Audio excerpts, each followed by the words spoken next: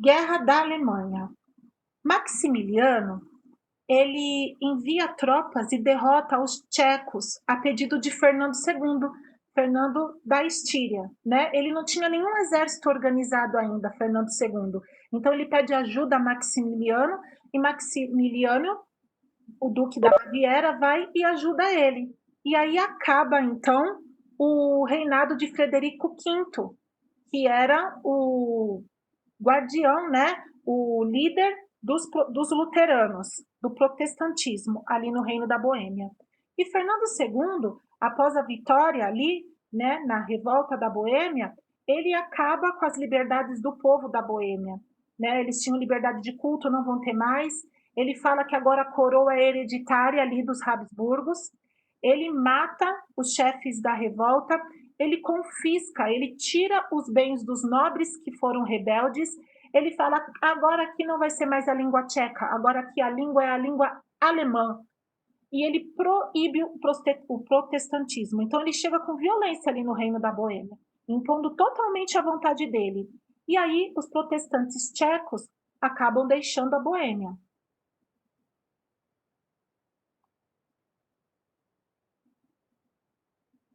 Antes disso, pessoal, é importante aqui eu lembrar que, só para ficar mais certinho, que nesse meio tempo, o Fernando da Estíria, ele herda o trono, né, a coroa do Sacro Império Romano Germânico. E aí ele não é mais Fernando da Estíria, agora ele é Fernando II, né?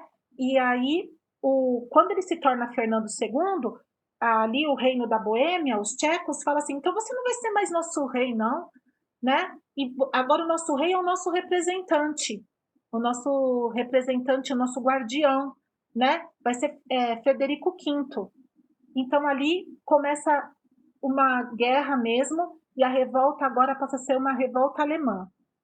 E aí sim, nós voltamos para cá, que é Fernando II, quando ele consegue essa vitória, ele acaba com os direitos ali do povo da Boêmia em todos os sentidos.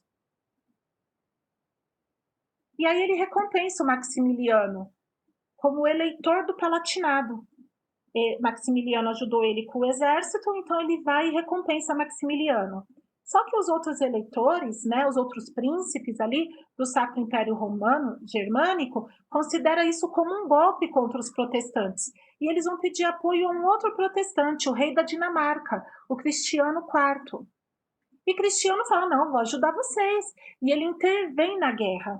Então agora já não é mais uma guerra do reino da Boêmia, nem uma guerra alemã. Agora passa a ser o início da guerra europeia.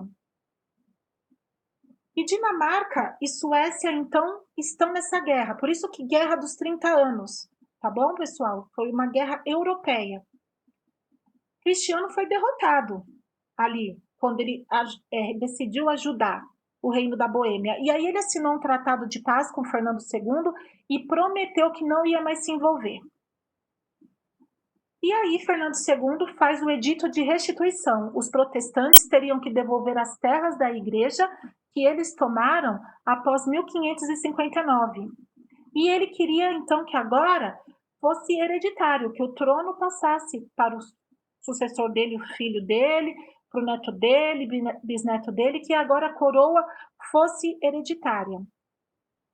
Mas a França e a Suécia não acharam bom isso e vetaram esse processo, sugerindo que os príncipes alemães não reconhecessem o filho de Fernando II como herdeiro da coroa imperial.